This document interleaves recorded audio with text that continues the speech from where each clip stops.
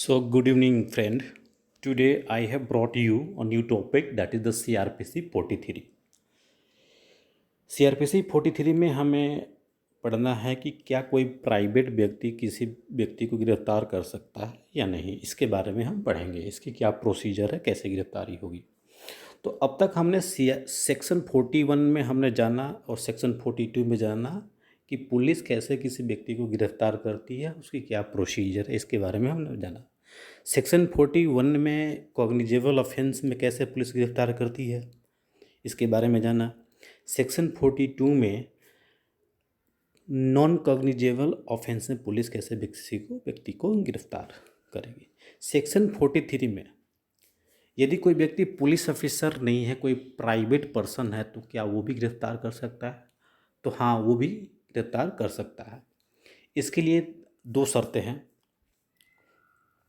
यदि कोई प्राइवेट व्यक्ति के सामने कोई भी व्यक्ति अपराध करता है, चाहे वो कॉग्निजेबल ऑफेंस करता हो, चाहे वो नो कॉग्निजेबल ऑफेंस करता हो, एक प्राइवेट व्यक्ति को अधिकार है कि उसे गिरफ्तार करके उसको किसी पुलिस अधिकारी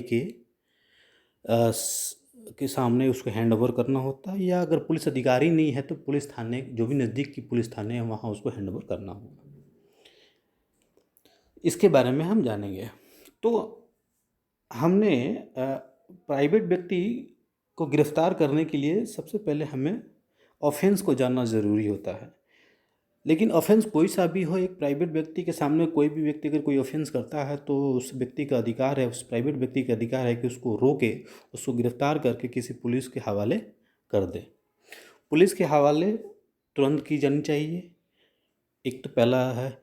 दूसरा, ऑफेंस कोई उसके सामने होना चाहिए, तो ही उसे अधिकार होता है गिरफ्तार करने के लिए। तो हमने जाना अभी तक, सबसे पहले नॉन बेलेबल और इनकॉग्निजेबल ऑफेंस के बारे में जान लेते हैं। ऐसा कोई ऑफेंस जो बहुत ही संगीन हो उसको बोलते हैं, जैसे कि मर्डर, रेप, डकैती, इस तरह के बड़े बड़े अपराध है, उनको बोलते हैं non bailable cognizable offence.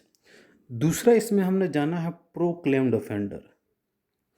Proclaimed offender का मतलब होता है ऑलरेडी कोई व्यक्ति डिक्लेयर्ड है कि ये अपराधी है। जैसे कोई जेल से भागा हुआ अपराधी न्यूज़ में आ गया कि इस व्यक्ति ने जेल से भागा हुआ है, अगर कोई व्यक्ति उससे के सामने अगर आता है तो उस प्राइवेट व्यक्ति भी उसे अधिकार है कि उसे गिरफ्तार करके पुलिस को सौंप दे।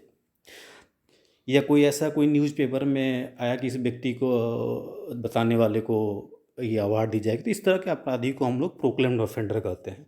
तो किसी भी प्राइवेट पर्सन को यह अधिकार होता है कि उस व्यक्ति को जहाँ भी दिखे उसे पकड़कर पुलिस को सौंपे, ऐसा अधिकार होता है। तो अभी हमने जाना 43 में कि एक प्राइवेट व्यक्ति जो कि पुलिस ऑफिसर नहीं है, वो भी किसी व्यक्ति को गिरफ्तार कर सकता है। गिरफ्तार करने के लिए दो शर्त है। पहला तो किसी भी व्यक्ति के सामने, जो व्यक्ति गिरफ्तार कर रहा है उसके सामने कोई अपराध किया हो, चाहे वो कॉग्निजेबल ऑफेंस में हो चाहे वो नॉन कॉग्निजेबल ऑफेंस में हो, गिरफ्तार करने के बाद उसे तुरंत पुलिस ऑफिसर या किसी पुलिस थाने में हैंड ओवर करना होता है। दूसरा हमने बताया नॉन कॉग्निजेबल ऑफेंस, यानी कोई छोटे मोटे अपराध है, उस केस में भी कोई भी प्राइवेट व्यक्ति यदि उसके सामने कोई भी नॉन कॉग्निजेबल ऑफेंस भी करता है तो भी उसे अधिकार है कि उसको गिरफ्तार करके पुलिस को सौंप दे। पुलिस नहीं मिले तो पुलिस थाने में ले जाकर उसको सौंप दे, बट ये प्राइवेट व्यक्ति का अधिकार होता है। अधिकार के साथ साथ उसको बिना किसी विलम्ब के, बिना किसी डिले के उसको पुलिस के सामने या किसी पुलिस स्टेशन में उसको सौंपना ही होता है। तो ये था 43 के बारे में प्रोसीजर की, कैसे हम किसी प्राइवेट व्यक्ति को गिरफ्तार करते, किस किस शर्तों में गिरफ्तार कर सकते हैं। तो एक प्राइवेट व्यक्ति को ये नहीं पता है कि जो व्यक्ति उसके सामने अपराध कर रहा है वो कॉग्निजेबल ऑफेंस है या नॉन कॉग्निजेबल ऑफेंस है। चाहे वो किसी तरह का अपराध कर रहा है, उस प्राइवेट व्यक्ति को अधिकार है और कि उसको गिरफ्तार करे, उससे रोक के उसको पुलिस को सौंप दे। पुलिस को सौंप दे या किसी थाने में ले जाके, जो भी नज़दीकी थाने उसको ले जाकर उसको सौंप दे। तो आइए हम इसके बारे में हम जानते हैं कि कैसे इसकी गिरफ्तारी होती है, क्या प्रोसीजर है, इसके बारे में हम जानेंगे।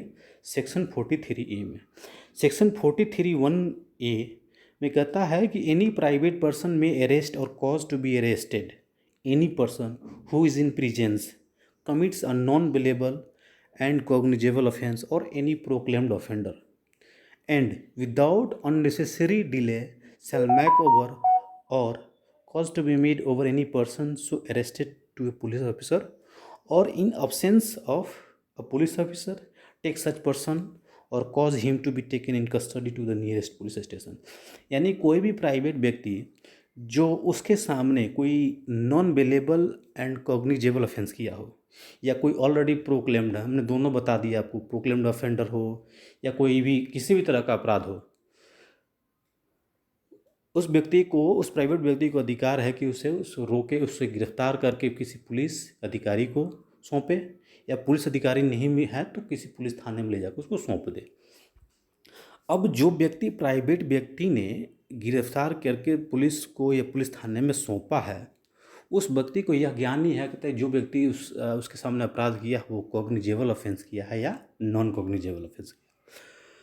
तो जो जो प्राइवेट व्यक्ति ने जिस व्यक्ति को गिरफ्तार करके पुलिस को सौंपा है और जिस अपराध के लिए सौंपा है, अगर वो कॉग्निजेबल ऑफेंस है तो सेक्शन 43 का 2 में प्रोविज़न दिया गया है कि वो 41 के तहत उसे गिरफ्तार करेगा।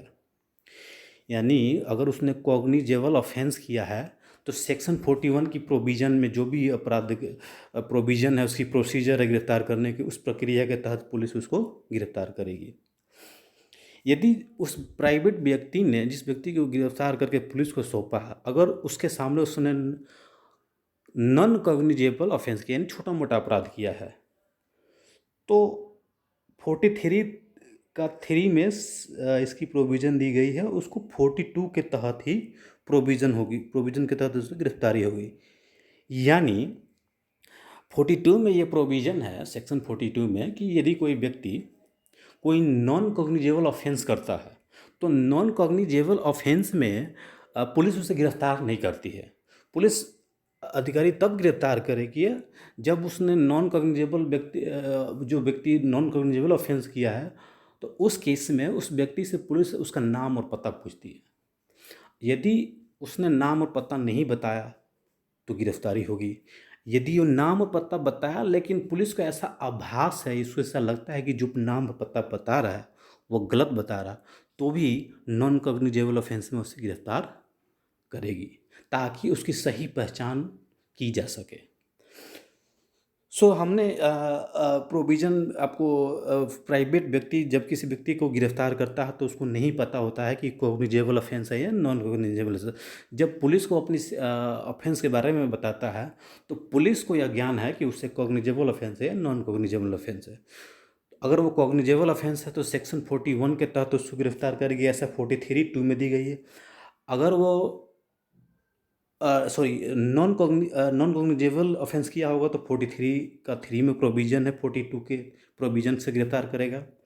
अगर वो कॉग्निजेबल ऑफेंस किया है तो 43(2) के तहत उसको 41 में प्रोविज़न के तहत उससे गिरफ्तारी करेगा।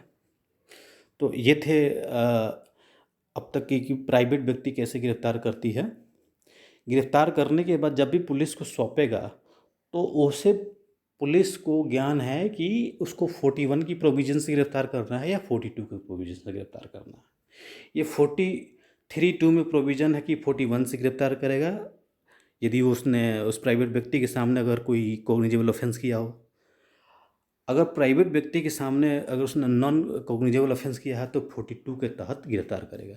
42 के तहत तब भी गिरफ्तार कर सकता है जब वो नाम और पता नहीं बताएगा या नाम और पता गलत बताएगा, तब से गिरफ्तार करेगी।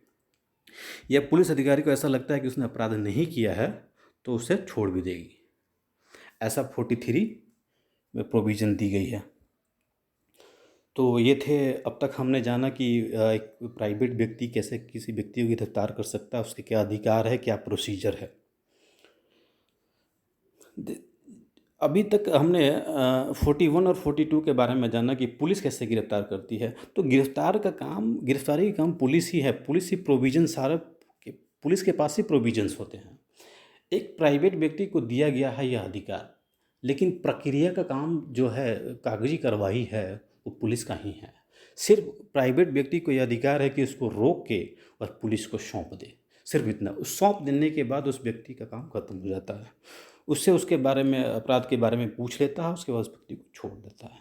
और वो अपराध की नेचर के हिसाब से उसको 41 की प्रोविज़न या 42 की प्रोविज़न के हिसाब से उसे उसको प्रोसिक्यूट करता है। तो ऐसा है 43 का। I would request to all my viewers who are watching this video.